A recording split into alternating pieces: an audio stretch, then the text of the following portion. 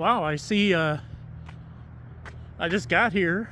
Greg had said that he wanted to work on the car tonight, and I know that he has not put out a video in a while because we've been so busy with his new shop. Yeah, he got the smart car done in green and black, our colors. Nice. And that's the new shop. Let's go see Greg, and hopefully we can get some video up for you guys. Where is he? Let's see. Is he back in his office? Nope. And there he is. So hello. What are you up to? Well, like I told you, I want to pull the transmission and all the stuff out of this tonight. You had said you wanted to check the gears and everything, so just getting everything done for that. Yeah, we've got the winter maintenance to do on this thing. Yeah? You have a camera. I have a camera on you. What's up? And we are recording. And I tell you what, you have not put up a video in quite a long time, and I understand why, because you've been so busy with the new shop and everything going on. Yep. And this summer was just absolutely a total wreck for both of us. Yeah, it was. It was a heck of a summer. Between we have this new shop going together, the sales stuff for Paradigm has been going on, and it's had some delays and things like that. And then you had to have surgery, right, for replacement of a disc in your neck. All kinds of stuff that's been going on. It's just been crazy. Our personal lives have just been absolutely turned upside down this year. Yeah. And it's not really a bad thing. It's just that it takes time in order to get everything done and everything that you want to do. It just seems like we never have enough time. No. So what do you think? You want to do a recap or something here? Yeah. Let's do a recap of the year, because I don't know if everybody knows what actually, what we were actually able to do this year. What transpired? Yeah, what transpired this year. Well, I'll keep working since you've got the camera there. Yep. So I think the last video I put out was just before we went to No Prep Kings, when I was replacing the oil pump and stuff, when we twisted that oil pump drive shaft, and I was checking bearings. So after that, we got the car kind of working more correctly. The oil pump on there, it's a new Titan, a billet Titan pump that we put on this. And we put the car on our chassis dyno, the one that I have over here that I'm finishing up. And we was able to make a couple of pulls to kind of get some of the fueling and make sure everything was working correctly.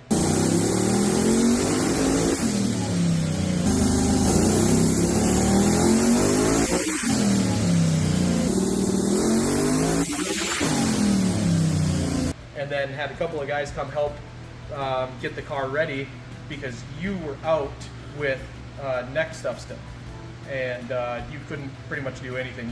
You had one arm that wasn't working. And yeah, I was pretty much paralyzed there for about 3 months this year. So they came over and helped me finish the car up, get it loaded, and everything got out to the track. And it was, I think our service manager over at the Brainerd shop for Paradigm, Patrick, had said to me, he sent me a text after that first pass, and he said 363, and I was like, what's that? And he goes, I figured out it's 363 days from when you hit the wall in 2022 until you made the next pass down the track. So it was 2 days shy of a year. Well, then again, we changed the whole car too. It wasn't just to repair it. We changed it all. Yeah. We went up for our first test pass, which was Friday. When we came back down, they had us coming down the Pro Return Road. Boosted on the mic up there was talking about how we were 1 year back, we had wrecked, everything like that, and like every person in the stands when we came back on there was standing up and cheering. From being on fire in the car and everything like that to coming back and having that was one of the coolest things. So if you guys were there for that, I appreciate it so Feel much. good moment, right? Yeah, absolutely. We just did a warm-up, and this is No Prep Kings Brainerd International Race. It's the third stop on the tour, but we are out here for Future Outlaws. We just did a warm-up, put it on the two-step to see what the air is kind of looking like, We have a little bit of oil coming out of some couple small things that the guys are going to take care of. I'm pretty sure I know what it is, and I think I'm the one to blame, but we're going to find out more about that after this week when we get back to the shop. So I got Tommy behind the camera this weekend. He's going to be helping with a whole bunch of stuff. We've got some in-car shots that we're going to be doing. We're going to have a whole bunch. But right now, just making it out here, being here and going down the track, that's good for us. It's already a win. So we're going to go out there, make safe passes, and we're going to go out here and see what happens. So we have grudge racing coming up. I think I have 1 or 2 guys that we can race, and just going to go out there, be safe, and have a fun weekend.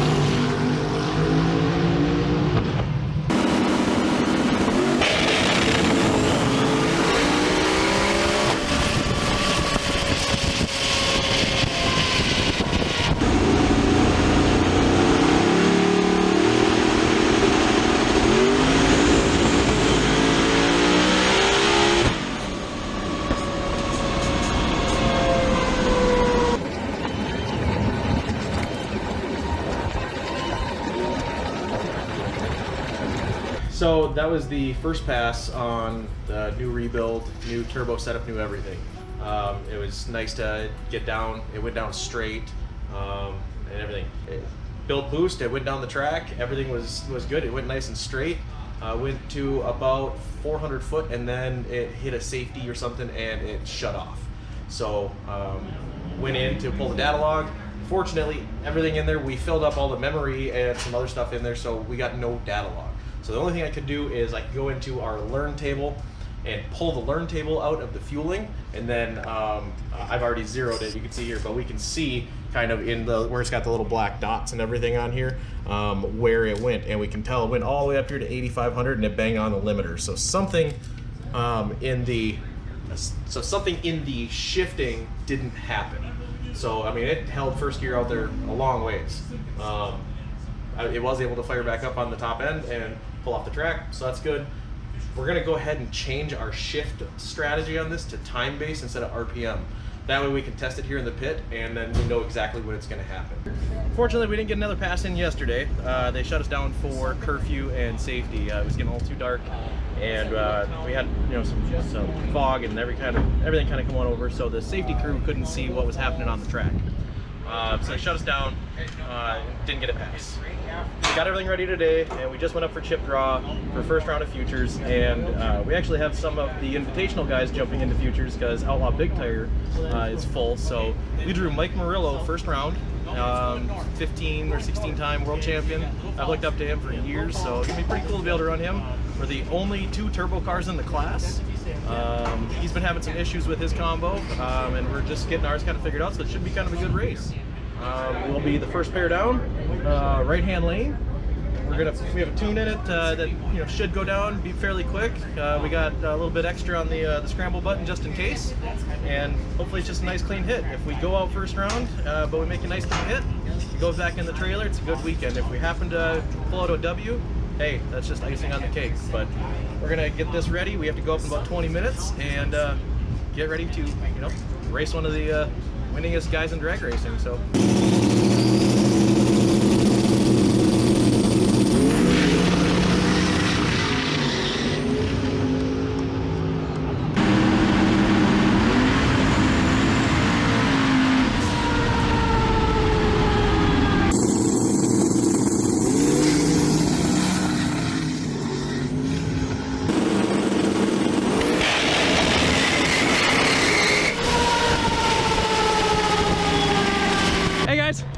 This is Mike Murillo. I got to race him first round. I've looked up to him for years.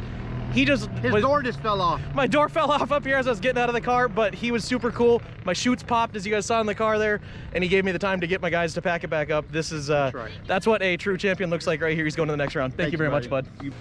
Okay, so after No Prep Kings, what all transpired for the rest of the year? Yeah, after No Prep Kings, I think we had a week off, and then we had 4th of July, which was show and go at Brainerd that we always go to for the muscle car series. And we went out there.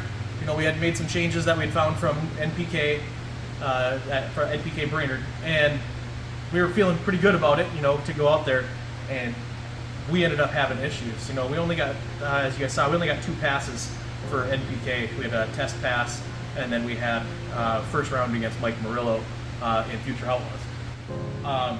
So made some small changes, everything there. Went out for show and go, and I didn't get a whole bunch of filming or anything like that done because we just struggled. We ended up having transmission issues, and we spit fluid out.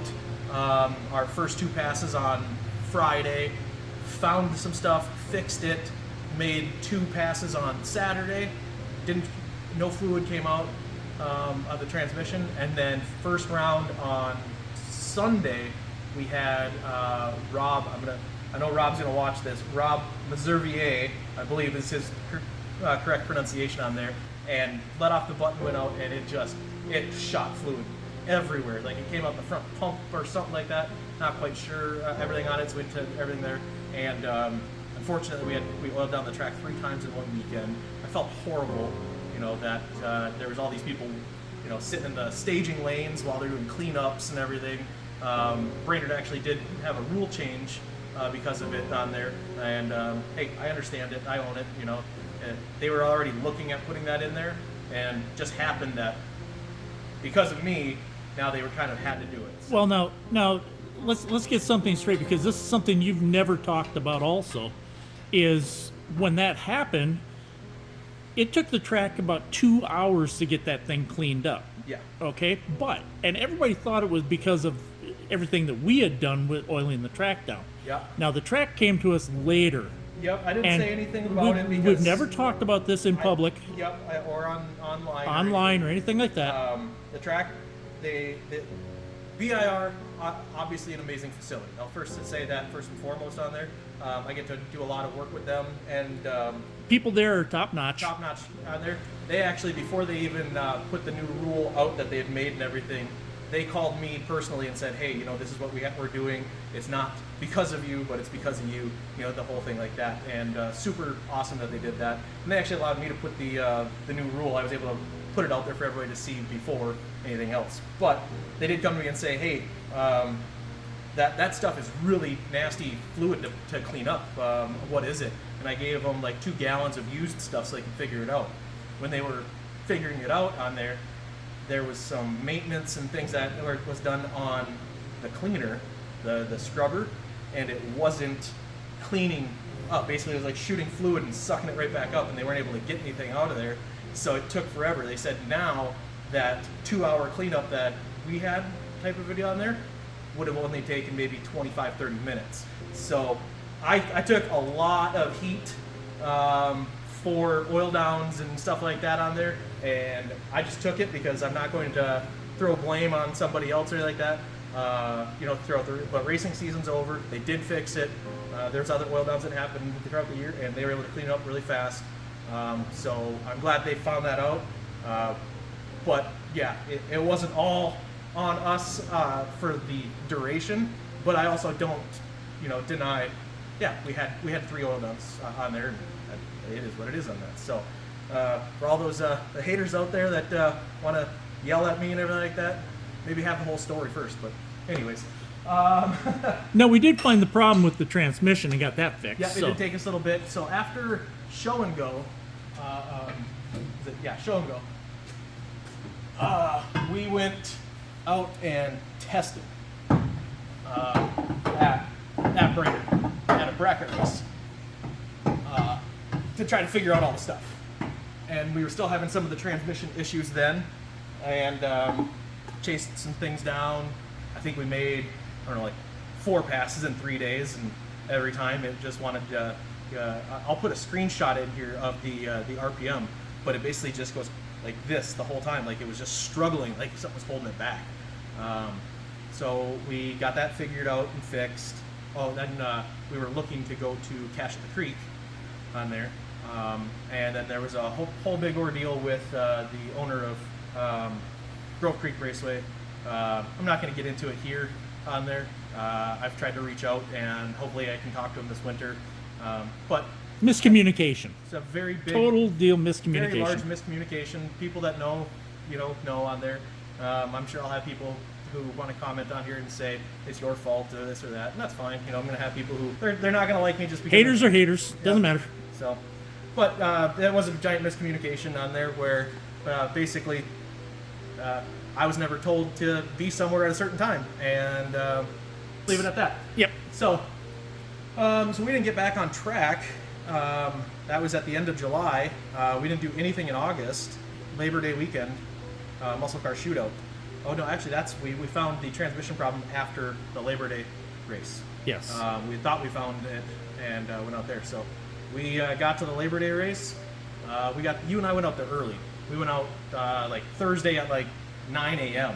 Oh yeah, this is the one that everything was working here at the shop. Everything was working 100% here at the shop. So everything was working when we left the shop. Yes. Because when we were here, nobody knows about it, but I'm going to tell the story here.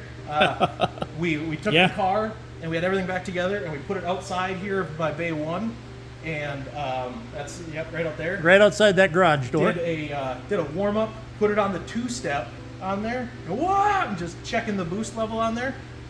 And we then found out there was a break in the wire for the trans brake. And so I was at like 14 pounds of boost, like 4,900 RPM.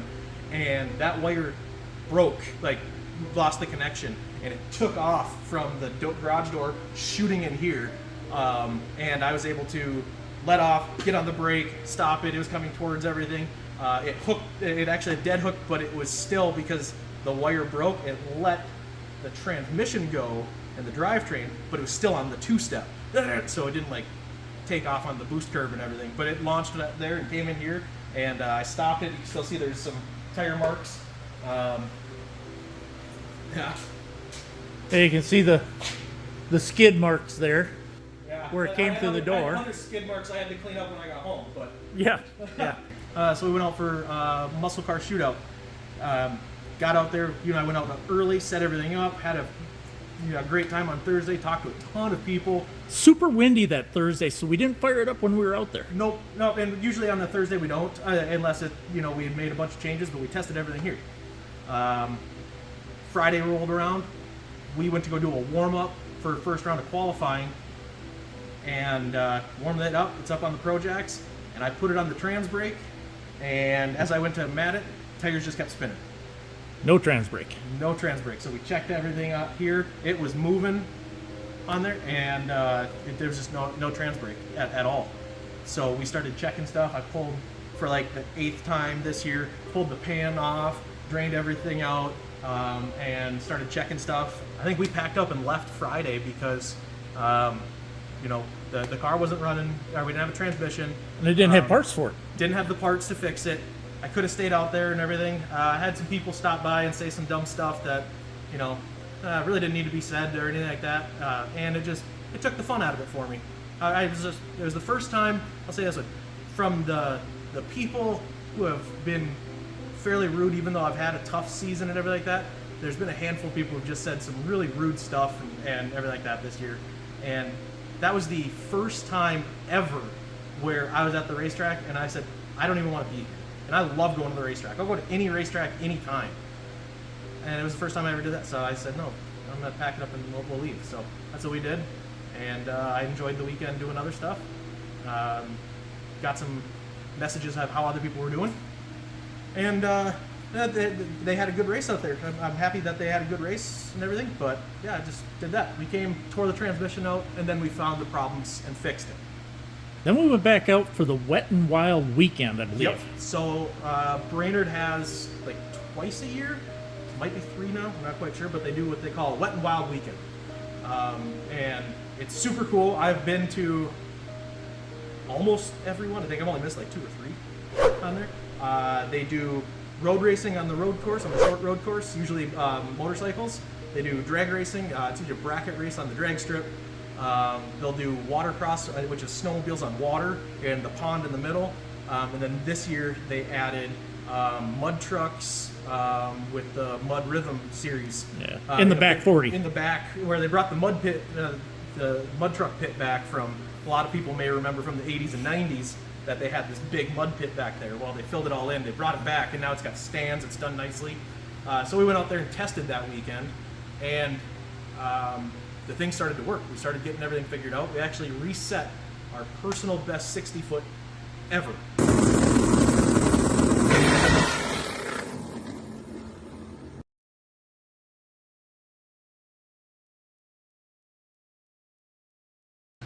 Whether it was on radials, big tires, nitrous, turbo, anything. And this car went a 104.1. And by the time it was at 0.7 into the run, we had dropped 2 cylinders because we had some ignition stuff. And then we went out on Sunday after the last pass. We ended up breaking the drive shaft.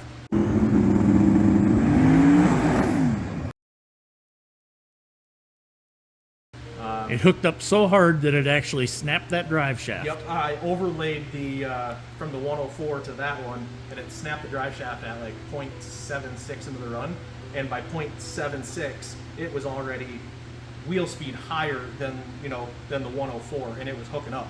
So I'd estimate it was probably going to go 102, might have been a bottom 103. I mean, it wasn't a whole bunch more, but it was up higher. So yeah, that was good. But then after that, I mean, as you guys see, I'm in the new shop here. I've been here, and I'll go into a little bit more details about the new shop and everything. I guess now that you're forcing me to do a video, yeah, I'll go into some details on that in another video, maybe the next video or something. I had to get stuff done down here, so I made the call with you and just said we were going to be done for the season. Now, I just want to reiterate. This shop is your shop. It is not my shop. It is not part of Paradigm Automotive. This is your shop that you've been wanting to open a shop like this for the last decade, if not longer than that. Yes. And this just finally materialized for you. And I know that you're going to put out a video basically talking more about the shop down there later. But yeah, we did have a lot of stuff that we had to get done. Some people thought that you and I had a falling out, and that's why you left the business. Absolutely not the case. No. Absolutely not the case. No. Yeah, a lot of people did think that on there, and apparently they didn't watch the whole video that I put out on there, but which is fine. No. Dad still comes down here and helps me as he's like this. A lot of the work that was in here, as you guys saw when he walked through the sales area, he helped me do all of the work in there. And during the NHRA national event at Brainerd this year, the Lucas Oil Nationals, I got a call to go help on a top fuel team, which is like the 3rd or 4th year in a row I've gotten called up to go help a team for out there, which is, it's like they were joking out there that I'm just the rental crew guy when guys come to Brainerd, but I got to go help the fuel team out there, and for 4 days you came down here and taped everything off and painted it and did everything down here. So no, not a fallout at all. He helped me out a whole bunch. There was a good, 3 or 4 weeks where it was you and I down here every day together doing stuff, so no fallout there. But yeah, that's kind of the plan. We're going to try to get this, freshened back in here and together, and go hit a hub dyno. I'd like to go down and see our friend Butch Karcher at Hub Dyno Garage. He's got a really cool hub dyno down there, so I'd love to go see him. We've talked to him before. Like right after Christmas type, or right after the first of the year something type like deal? That, probably in January. Okay. And we'll see how all the money is looking and things like that. We may try to go travel in January or February down south, but on big tires. I have sold the tires for the radials. I've sold the gears for the radials. I have a set of radial valved shocks that'll be for sale. So if somebody out there is looking for a really, really top-notch set of Mark Menser set of shocks. Mark Menser shocks. Yeah, Menser shocks. They're canisters. Everything on there with springs. Send me a message or something like that, or anything there, and I can get you a fairly decent deal on something like that. So what are you looking forward to come December? Come December, we got PRI. PRI's coming up in December, so we'll be there. We should be getting this shop open here and be taking stuff in late November. For sure I want to have everything going by December 1. It's kind of a terrible time to be opening up a performance shop for up in Minnesota, but I know that you've got plenty of clientele that are waiting for you to get this open. open. Wait list, and if it's something that you are looking to get your vehicle in with us to have stuff done on there, you can always send me an email to get on the wait list, or for information, that's Greg at bigperformancesolutions.com.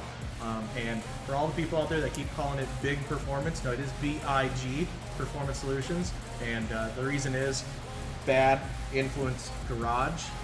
There you go. So it is BIG. Thank you guys for hanging in there while I've been MIA. I keep seeing views and subscribers keep going up, so thank you guys a ton. I can't believe it. And yeah, stay tuned for the next one, which now you're kind of forcing my hand to get back into these, so we'll do that. We'll probably be putting stuff from the shop here, projects and things like that on the channel coming up soon too. So we'll have a lot of stuff coming in on there, and we're gonna have some fun. Thanks for watching and subscribing. Go to the website, badinfluencegarage.com, and buy a shirt or anything on there, because I've spent a butt ton of money on getting the shop going, and if you guys want to help and everything like that, but you can't bring a car here, go buy a shirt. Helps me a ton. So thank you guys. Until next time, be safe out there.